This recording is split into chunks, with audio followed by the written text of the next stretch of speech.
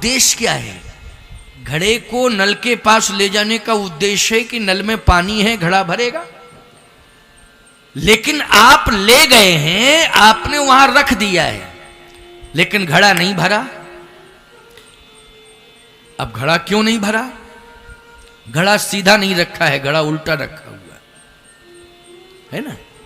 घड़ा उल्टा रखा है, पानी तो निकल रहा है, प्रवाहित हो रहा है, लेकिन घड़ा नहीं भर रहा है। पानी का प्रवाह रुका नहीं है, निरंतर प्रवाह चल रहा है पानी में, लेकिन घड़ा नहीं भरा है। क्यों नहीं भरा है? क्योंकि घड़ा उल्टा रखा हुआ है।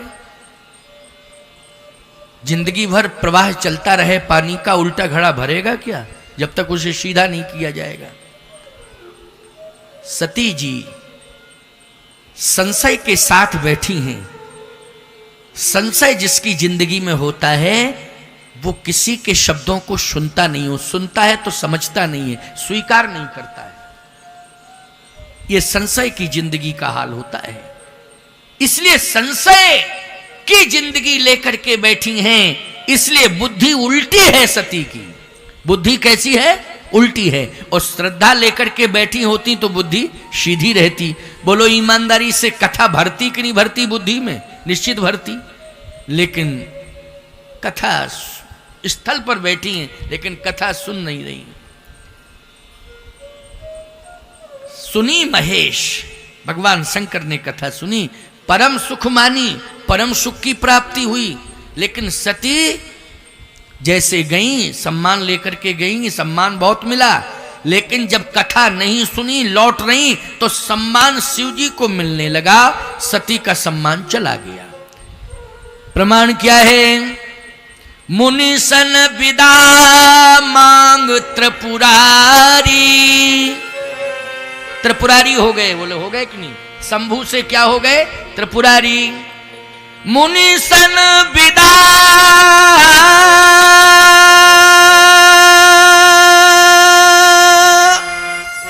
मांग त्रिपुरारी,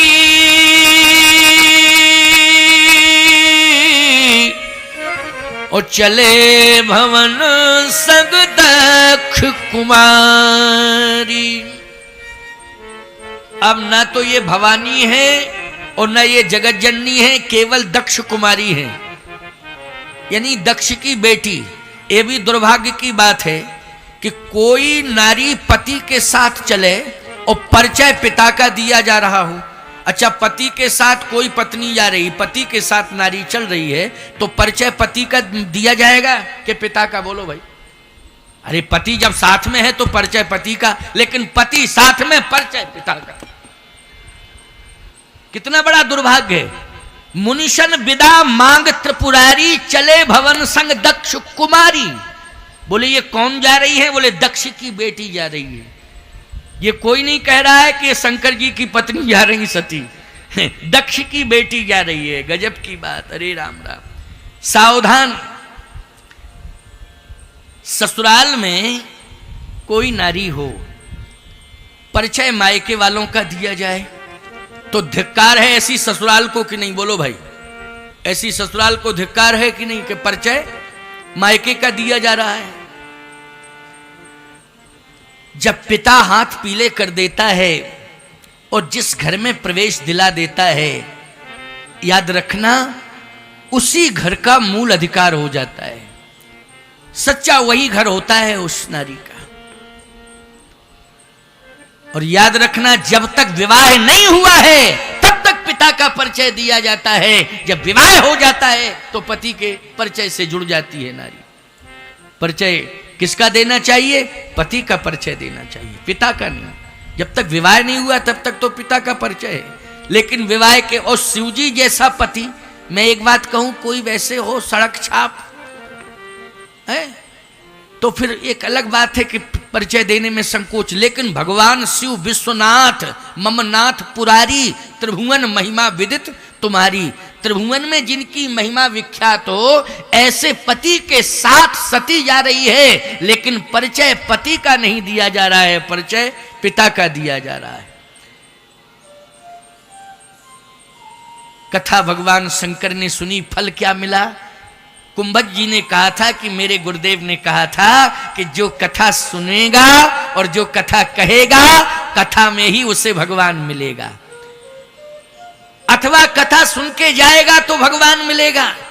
और यही हुआ कि भगवान शंकर ने कथा सुनी, तो जब जा रहे थे कथा सुनने के लिए तब भगवान नहीं मिले, और जब कथा सुन के वापस आ रहे हैं तब जो है भगवान मिले। बोलो मिले भगवान कि नहीं? जबकि भगवान तो उस समय भी मिल सकते थे जब भगवान शंकर सती को लेकर के कुंभज ऋषि के आश्रम में जा रहे थे, तब भी भगवान मिल सकते थे। लेकिन नहीं, कथा सुन के जब वापस लौट रहे हैं कैलाश की ओर तब भगवान मिले, तब भगवान मिले। भगवान शंकर ने पहचान लिया।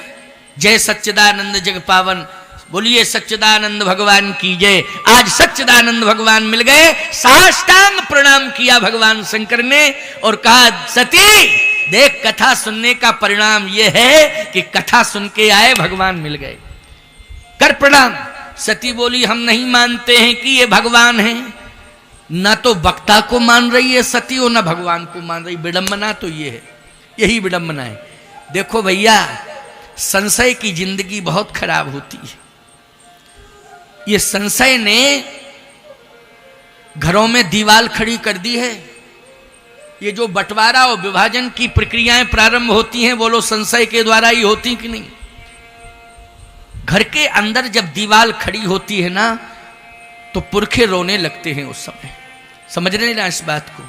और यदि माँ बाप जिंदा हैं तो सबसे पहले तो माँ बाप के आंसू गिरते हैं जब बच्चे बच्चे आपस में विवाद करते हैं और घर के अंदर एक बंटवारे की दीवार खड़ी कर देते हैं। तो यदि माँ बाप जिंदा हैं तो सबसे पहले तो वही रोते हैं कि देखो, हम कल्पना नहीं कर सकते थे कि हमारे जिंदा जीते जी ऐसा होगा।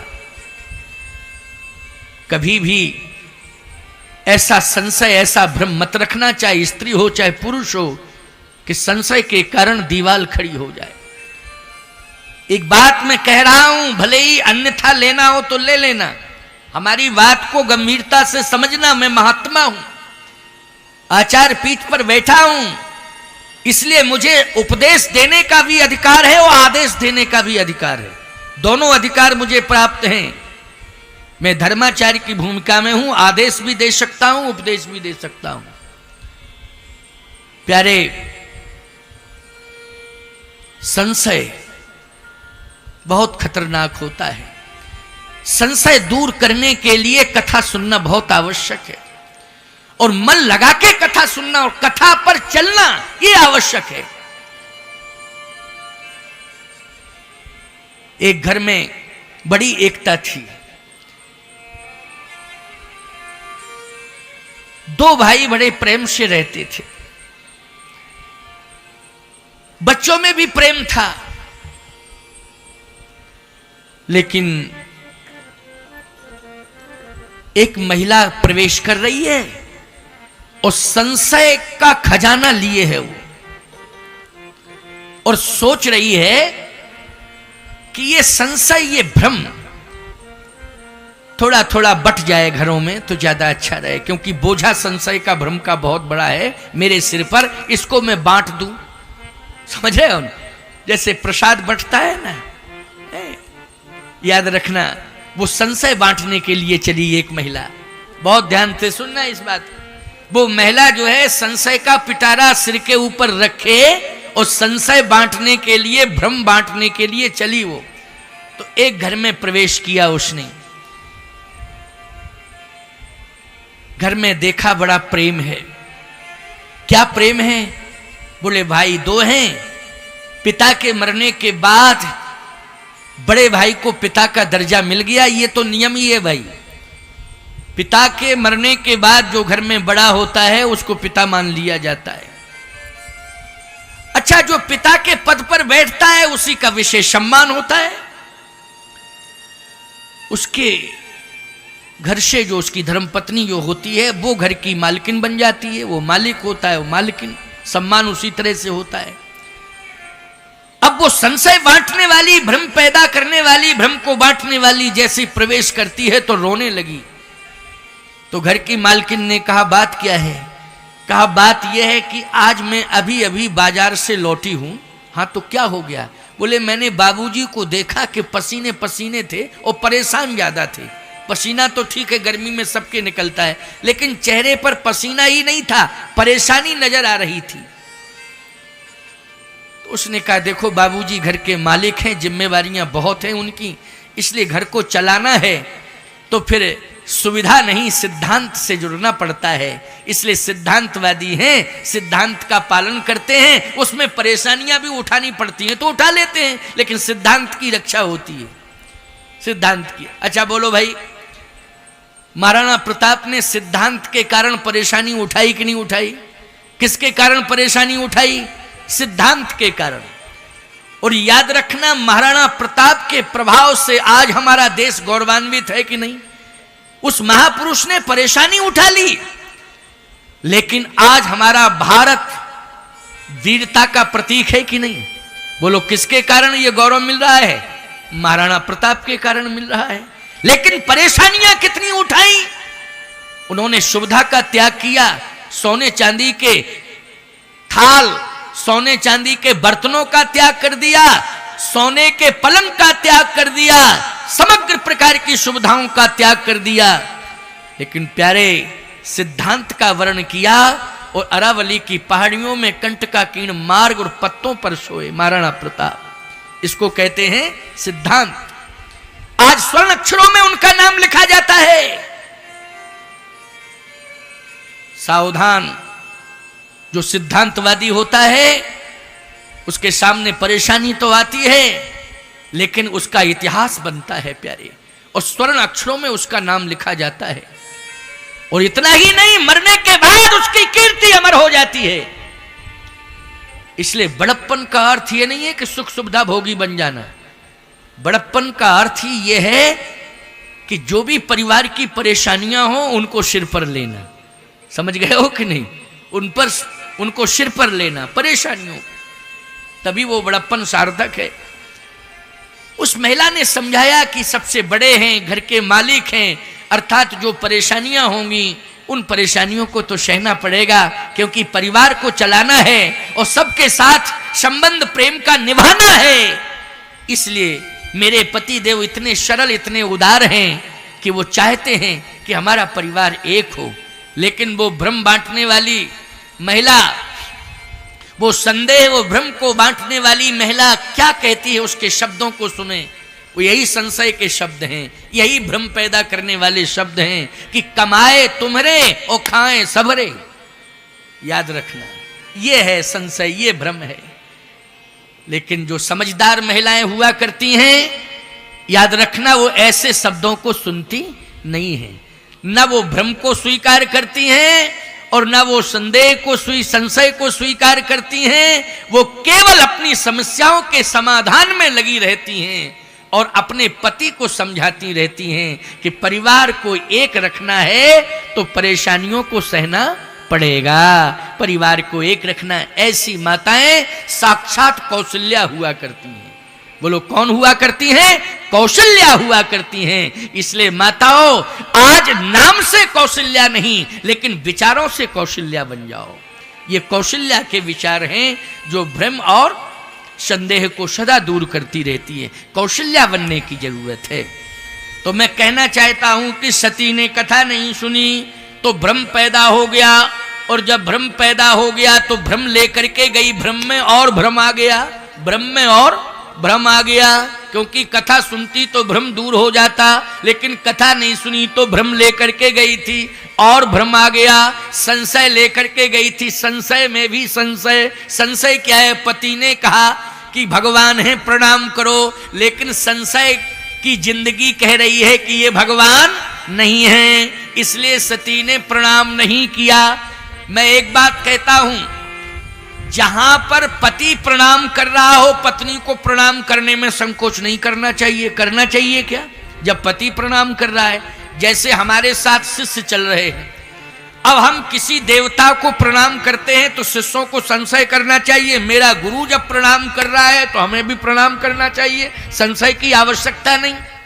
लेकिन शिष्य यदि प्रणाम नहीं करते हैं तो निश्चित है भ्रमित हैं, संशयग्रस्त हैं, और संशय के सर्प ने इनको डस लिया है।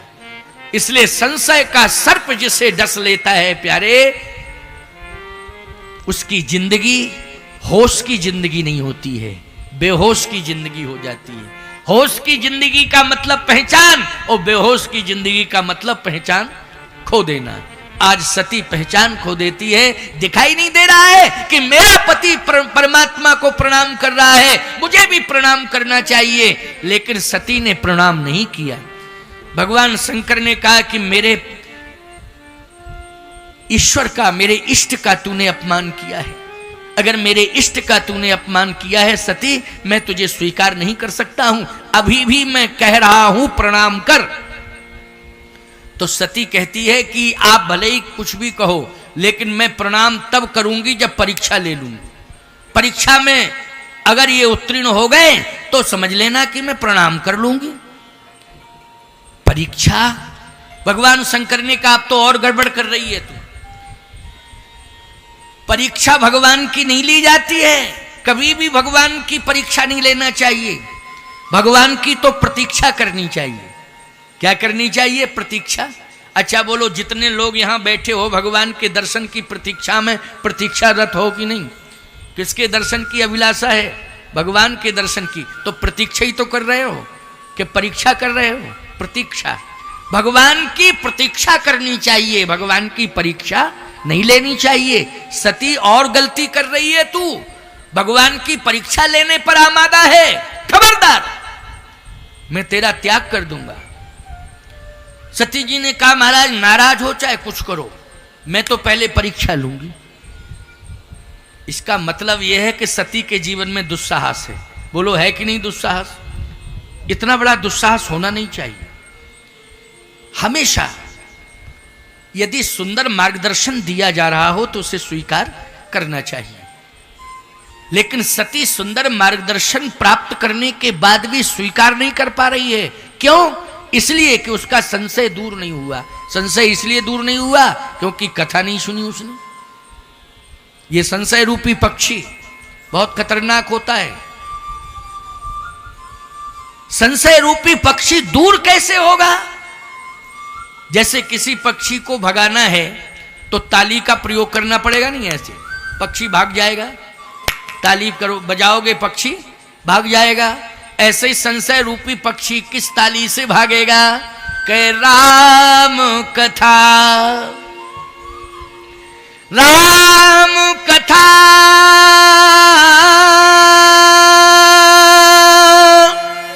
सुंदर करतारी,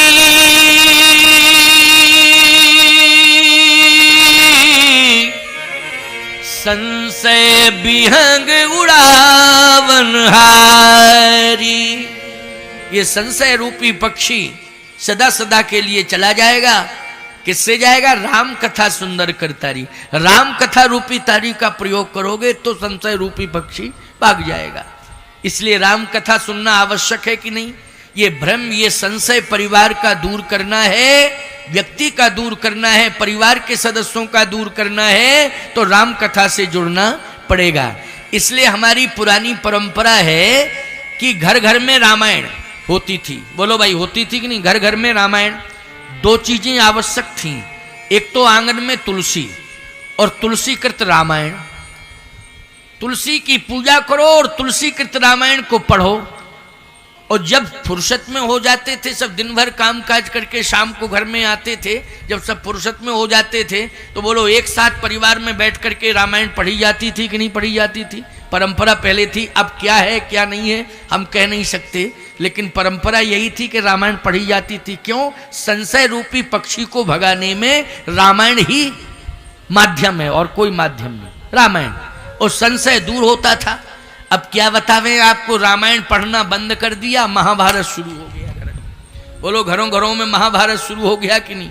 अब महाभारत शुरू हो गया है तो कंडीशन खराब होती जा रही है। और जब महाभारत शुरू होगा तो ईमानदारी से बताओ दुर्योधन पैदा होगा कि नहीं होगा? बिना दुर्योधन के महाभारत हो सकता है क्या? बिना दुर्योधन के महाभारत नहीं हो सकता है। और दुर्योधन का अर्थ क्या है? जो संतान धन का दुरुपयोग करे वही दुर्योधन। जो संतान धन का दुरुपयोग करे वही दुर्योधन। हस्तिनापुर की संपत्ति को सबसे ज्यादा किसने बर्बाद किया बोलो? हस्तिनापुर की संपत्ति को सबसे ज्यादा बर्बाद किया है दुर्योधन ने। इसलिए धन का दुरुपयोग करने वाला ही दुर्योधन हुआ करता है प्यारे। इसलिए मैं कहता हूं ये संशय बना रहेगा, ये भ्रम बना रहेगा तो निश्चित रूप से हमारा विकास भी रुक जाएगा और एक विनाश का मार्ग प्रशस्त हो जाएगा। इसलिए विनाश को रोकने के लिए हमें राम कथा से जुड़ना पड़ेगा। तो आज भगवान शंकर ने बहुत समझाया, नहीं मानी, सती चली गई परीक्षा लेने के लिए। जैसे परीक्षा लेने के लिए गई तो याद रखना लक्ष्मण जी को थोड़ा भ्रम हुआ। लक्ष्मण जी कहते भैया भैया, हाँ क्या बात है? अच्छा इसमें भ्रम मत करना। लोग कहते हैं महाराज अभी तो शंकर जी कथा सुन के आ रहे हैं और सती जी साथ में हैं, अभी पार्वती तो आई ही नहीं है और राम जी का वनवास, क्योंकि भगवान शिव के विवाह के बाद ही राम जी का जन्म हुआ है। तो जब राम जी का जन्म नहीं हुआ है तो राम जी कहां से आ गए और पत्नी की खोज कहां से करने लगे? लोग भ्रम कर सकते हैं। लेकिन कल्प कल्प प्रति प्रभु अवतरहि, चारु चरित्र नाना विधि करहि, एक कल्प भेद की कथाएं हैं। इसलिए एक कल्प में ये कथा है तो एक कल्प में दूसरे कल्प में इस तरह की कथा है। भ्रमित होने की आवश्यकता नहीं है। भगवान श्री राम वास्तव में भगवती लीला वह थी कि भगवान राम खोज रहे थे किसको? भगवती सीता को। अच्छा इसी समय क्यों खोज रहे हैं? ये लीला इसलिए भगवान ने प्रकट की क्योंकि ये लीला का भाग है। समझ गए हो कि नहीं? ये लीला का भाग है।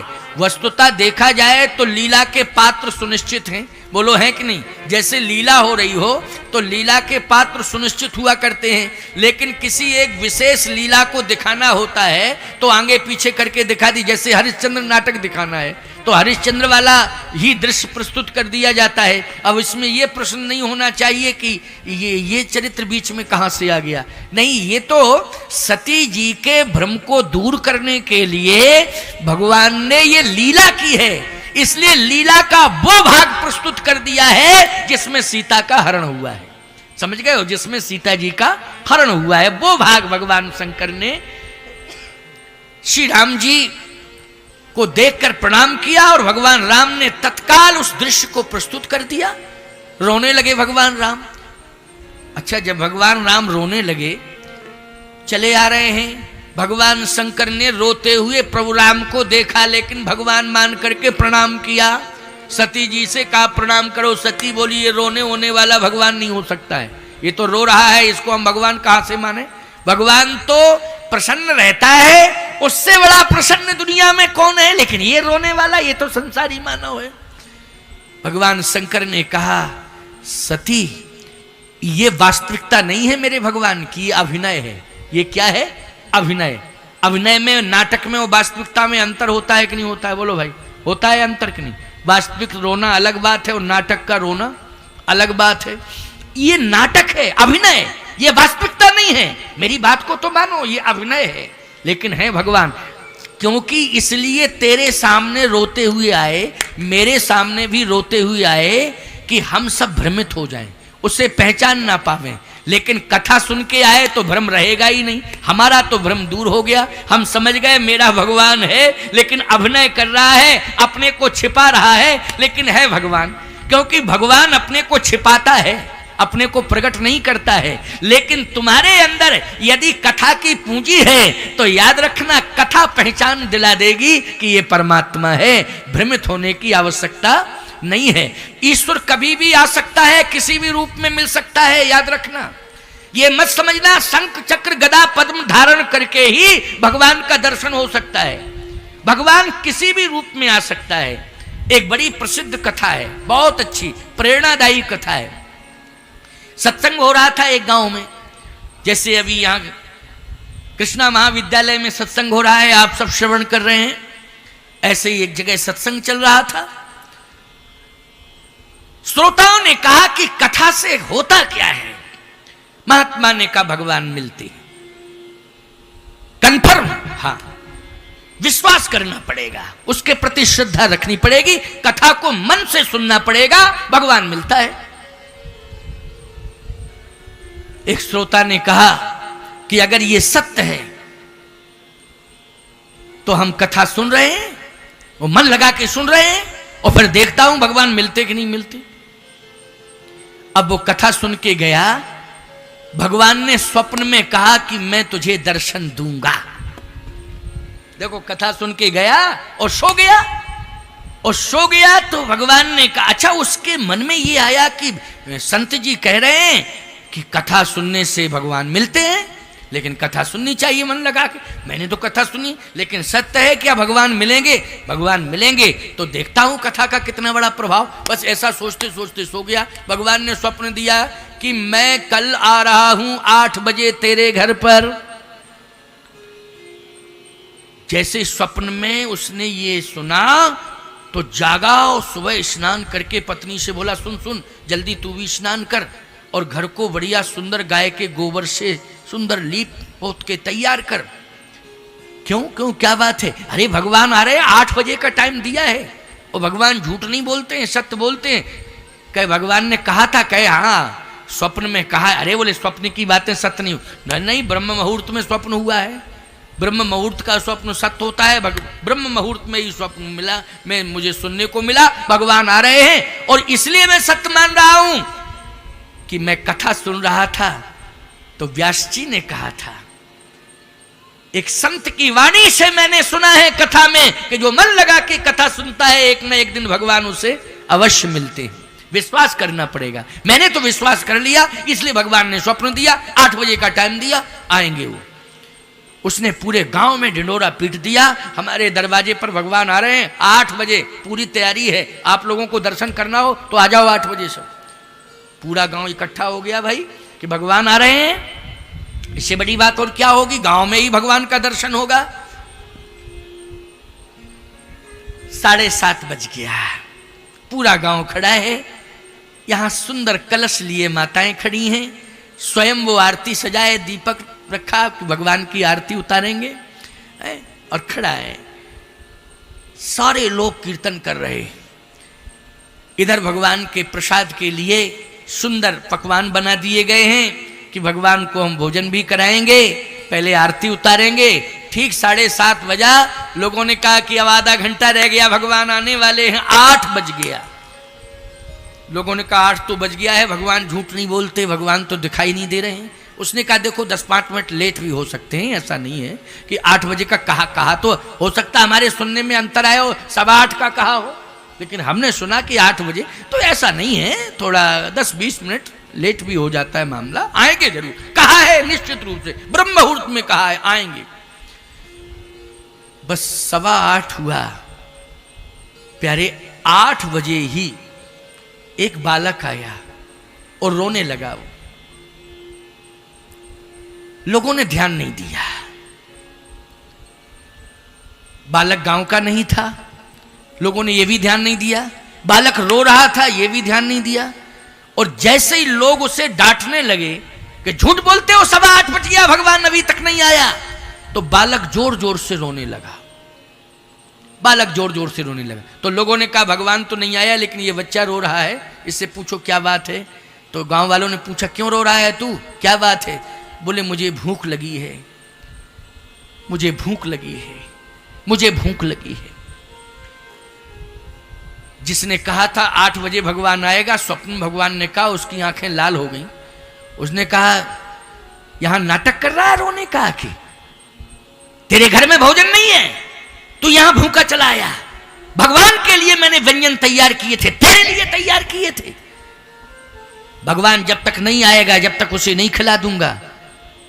रोते रोते तू ताला भर दे, मुझे इसकी चिंता नहीं है, पहले भगवान को खिलाऊंगा तब तुझे दूंगा। गांव वालों ने कहा बालक तो है, आखिर रो रहा है, कुछ हो तो खिला दो। कहे तुम अपने घर में ले जाओ ना, खिलाओ ना, हम तो भगवान के लिए व्यंजन तैयार किए हैं।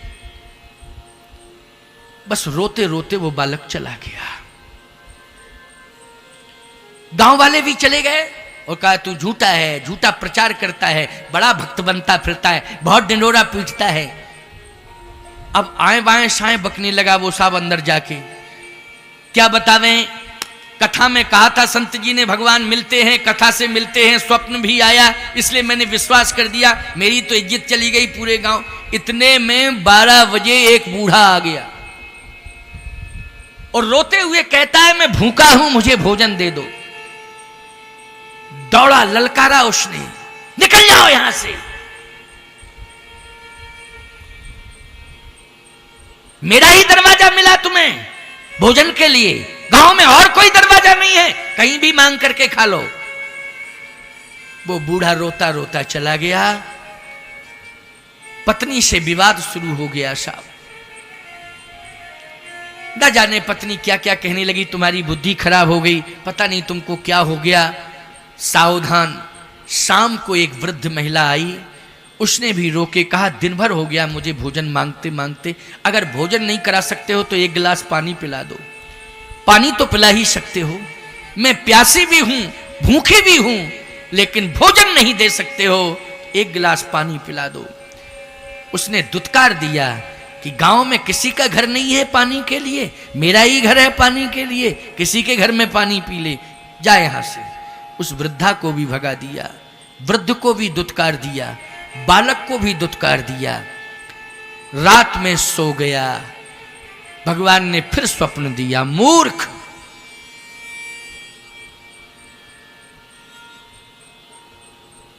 उसने सुना कि मूर्ख कौन कह रहा है। भगवान ने कहा कि मैं भगवान बोल रहा हूं, जिसको तू भगवान मानता है, विश्वास करता है, वही भगवदीय वाणी है। ये भगवदीय वाणी है, ये शब्द ब्रह्मनाद है, इसे सामान्य शब्द मत समझना, यही ब्रह्मनाद है। क्या कहना चाहते हो? मैं यही कहना चाहता हूं, अभागा है तू। मैं आया था, लेकिन तूने मेरे शब्दों को ही नहीं सुना। उसने कहा कि आप तो आए नहीं थे। कहा नहीं, मैं आया था, ठीक 8 बजे आया था। 8 बजे तो एक बालक आया था। भगवान ने कहा मैं 3 बार आया, तू समझ नहीं पाया। मैं बालक बन के आया था, मैं 12 बजे वृद्ध बन के आया था, मैं शाम को 8 बजे वृद्धा बन के आया था। 3 स्वरूप लेकर के मैं तेरे दरवाजे पर आया था, लेकिन तूने पहचाना नहीं। तू ये समझता था कि शंख चक्र गदा पद्म लेकर के आ जाएं, हम गरुड़ पर बैठ करके तेरे दरवाजे पर आ जाएं। मैं किसी भी रूप में आ सकता हूं। बालक के रूप में मैं ही था, वृद्ध के रूप में मैं ही था, वृद्धा के रूप में मैं ही था। जो बालक और वृद्धों में भगवान का दर्शन नहीं करते हैं, उन्हें मैं कभी दर्शन नहीं देता हूं। इसलिए बूढ़ों में, बच्चों में भगवान का दर्शन करना चाहिए। इनको भूखे प्यासे नहीं रखना चाहिए। बालक रो रहा हो, उसकी सुनो, समझो क्या परिस्थिति है। कोई बूढ़ा रो रहा हो, उसकी सुनो, समझो क्या परिस्थिति है, समाधान करो। यदि बालक और बूढ़ों को 2 को संतुष्ट कर दिया आपने, तो भगवान अपने आप संतुष्ट हो जाएगा। अर्थ समझ में आ गया कि नहीं आ गया? भगवान अपने आप संतुष्ट हो जाएगा। फिर अलग से भगवान को प्रसन्न, भगवान किसी पदार्थ का भूखा नहीं है, भगवान सम्मान का भूखा नहीं है। भगवान तो केवल यह देखना चाहता है कि आपका भाव क्या है, आपका भाव क्या है। तो भाव आपका कैसे बनेगा? वृद्धों के सम्मान के प्रति, बच्चों को स्नेह देने के प्रति भाव कैसे बनेगा? बच्चों को प्यार देना चाहिए, वृद्धों का सम्मान करना चाहिए। बोलो, ये राम कथा का मंच ही आपको आदेशित कर रहा है कि नहीं कर रहा है? ये कथा से मंच जोड़ रहा है, आपको संस्कार दे रहा है, शिक्षा दे रहा है। इसलिए वृद्धों का सम्मान होना चाहिए और बच्चों को प्यार मिलना चाहिए। बच्चों को प्यार मिलेगा, वृद्धों को सम्मान मिलेगा, भगवान अपने आप प्रसन्न हो जाएगा।